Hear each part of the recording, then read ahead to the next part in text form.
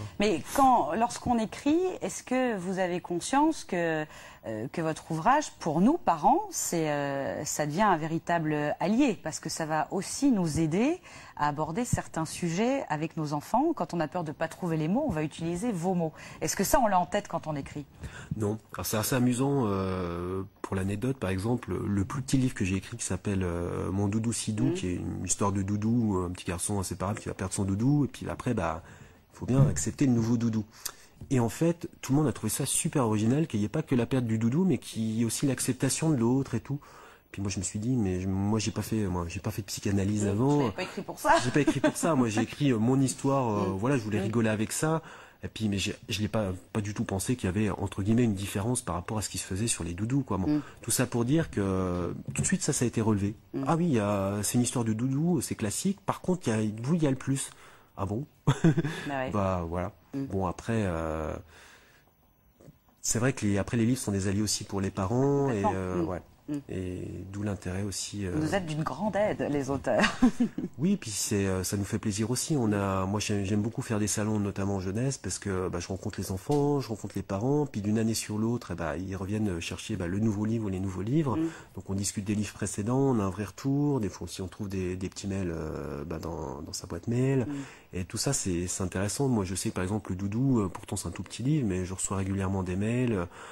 Comme quoi c'est le premier livre du gamin ou un des premiers livres, et puis le livre il n'y a plus rien parce qu'ils n'arrêtent pas de le lire, donc ils en recommandent un deuxième. Moi. Je me dis ça c'est génial, quoi. Bien sûr, oui. Bon. Alors justement, vous qui rencontrez souvent votre public par le biais de salons ou même dans les classes, vous rencontrez souvent les scolaires, est-ce que la vie de votre public compte? Ça c'est évident, mais est-ce que ça va vous influencer pour les écritures suivantes, ou est-ce que vous restez quand même selon votre ligne de conduite en essayant de faire fi de ce que vous avez pu entendre? Comment ça se passe? Après c'est un juste équilibre. Bon, en même temps les enfants sont pas là quand ils aiment ou ils aiment pas, mais je veux dire ils vont pas faire une critique de fond. Là où je me méfie un peu plus, c'est les critiques par exemple littéraires et tout, où là on a intérêt à croiser, parce que quand on se prend une mauvaise critique, j'en ai pas eu beaucoup, mais pas une mauvaise, mais quand elle est un peu mi-figue, mi-raisin, on sait pas trop où ils veulent venir, on le prend pas très bien. Alors bon, après, il faut contrebalancer. Après, ce que certains trouvent des forces dans nos livres, pour d'autres, c'est une faiblesse. Puis quand on écrit pour les enfants, c'est pareil. Quand on écrit pour les enfants, il faut se dire aussi que les critiques, des fois, ils critiquent des livres pour enfants, mais ils sont plus enfants depuis longtemps. Ils sont plus enfants. Voilà. Et c'est vrai que c'est un peu. Après, il faut faire abstraction de tout ça. Il faut écouter en même temps. Il faut rester soi-même. On est là pour apprendre, pour évoluer. Puis de livre en livre, je pense que les petites fautes qu'on fait dans les livres, justement, elles nourrissent les suivants, et ainsi de suite. Après, rien n'est parfait, et heureusement, d'ailleurs, on est là pour apprendre. Moi, j'espère qu'il me reste encore plein d'années à écrire. J'ai plein de choses à apprendre. J'ai pas tout dit, quoi. J'espère bien pour vous. Oui. Alors, puisque vous aimez les rencontres, on va retrouver justement l'invité que vous avez choisi de nous faire découvrir ce soir. Il s'appelle Julien Petitjean. Il est auteur, compositeur, interprète. On va écouter une première chanson extraite de son dernier album intitulé Les 12 petits chants.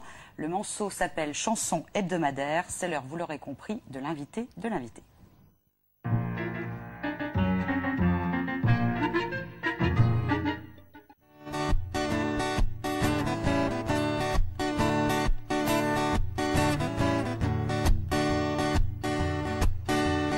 Lundi que nous sommes mardi, que nous sommes mardi.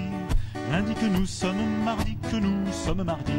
Mais l'autre m'a dit que nous sommes lundi.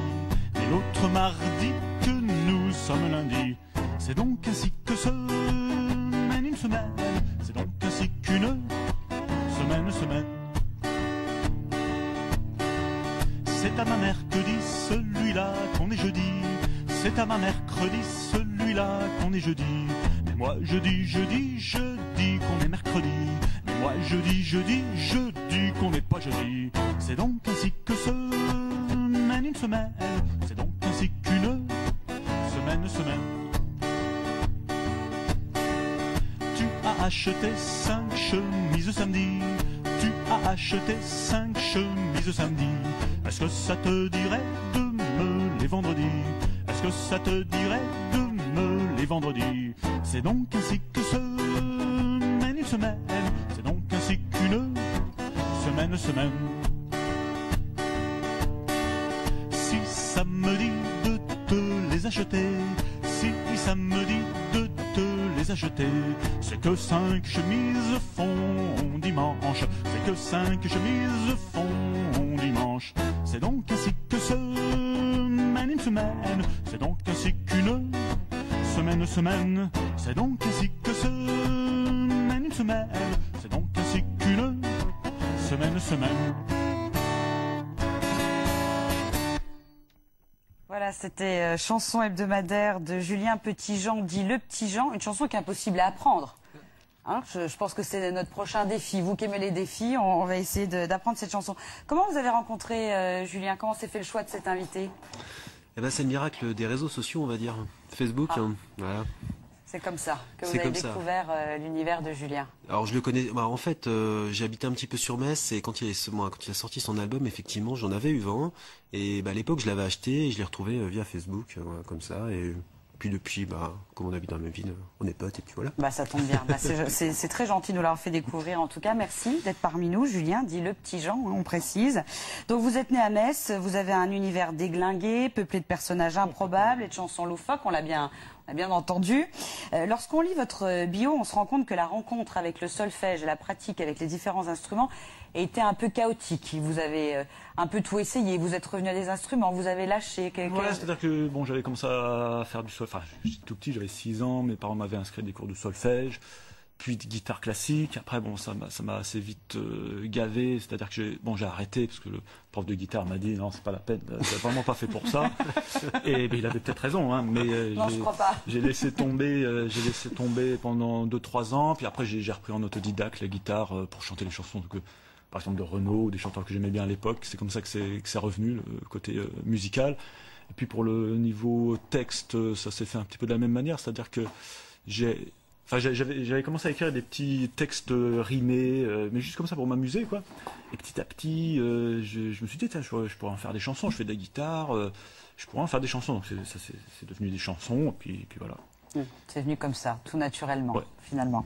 Alors, avant votre carrière solo, vous avez fait partie d'un groupe de rock qui est intitulé Loulabaï, et puis de la variété avec le groupe Électrogène. Qu'est-ce qui vous a motivé à faire Cavalier Seul? Ça s'est passé à quel moment? C'était quelle En fait, j'ai envie? mis énormément de temps avant de vraiment faire Cavalier Seul, dans la mesure où je me dis, bah, mes chansons, bon, je les aime bien, mais je veux dire, je vois pas qui ça peut intéresser. Et petit à petit, bon, j'ai rencontré des gens, donc les gens avec qui j'ai joué dans les groupes que vous venez de citer, qui m'ont proposé de jouer sur scène mes compositions. Alors au début, j'avais un petit peu peur, je me dis, est-ce que les gens vont aimer ou pas? J'osais pas trop. Et puis un jour, je me suis lancé, j'ai fait une fête de la musique dans un bar à Metz qui m'a proposé de refaire un concert. Donc là, je me suis dit, allez, on y va. Et petit à petit, bon ben voilà, j'ai fait toute une série de concerts, j'ai fait un CD. Enfin, le CD, c'était avant, hein. Parce que moi, mon objectif, c'était de faire un CD. C'est un Moi, rêve, je pensais ça. pas encore. Ouais, c'était un rêve. Ouais. Je pensais pas encore à l'aspect scénique. L'aspect scénique, c'est venu après, quoi. Alors, ce CD, c'est le premier album enregistré en studio, mais il y avait eu d'autres enregistrements avant. Vous êtes toujours un peu enregistré. Oui, depuis que j'écris des chansons, à chaque fois, j'ai enregistré au fur et à mesure que je les écrivais. Donc c'était à l'époque sous forme de cassette que je refilais aux copains Ça et ne tout. rajeunit pas. Et non, c'est vrai que maintenant on parle de cassette. Ouais, Aux alors, la jeunes, ils savent cassette pas est ce un que c'est, objet quoi. qui permettait d'écouter de la musique. Ouais. Alors, cet album studio, racontez-nous cette aventure, parce que c'était un rêve, justement. Donc, Ouais, comment ça donc, s'est passé? Comment ça s'est passé? Bah, c'est un petit peu dans la continuité de ce que j'avais fait avant, hein, des cassettes. Après, il y a eu une cassette que j'ai mise sous forme de CD, mais sous un CD unique, parce que c'était encore à l'époque où on ne pouvait pas graver à la maison les CD. Donc j'ai fait faire ça. Pour moi, j'ai fait un CD. Je l'ai quasiment jamais recopié par la suite.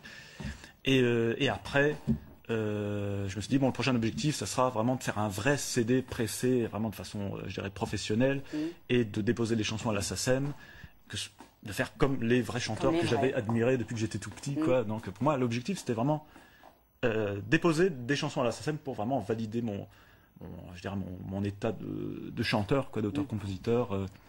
Donc ça, c'était ça le but initial, quoi. J'ai le sentiment que vous en revenez encore pas de ce qui vous arrive. Bah oui, parce que je dirais que déjà, bon, le CD, c'était... Pour moi, l'objectif, c'était de faire un CD, c'était même pas de le vendre, hein. C'était de faire un CD, d'avoir les caisses à la maison. Qu'un pour vous. Et voilà, C'était déjà pour moi, ça, c'était quoi. voilà, le but. Puis petit à petit, j'ai mes potes qui l'ont acheté, j'ai fait des concerts, et puis à chaque fois, des gens venaient m'acheter le CD à la fin du concert. Donc là, je me dis, bon,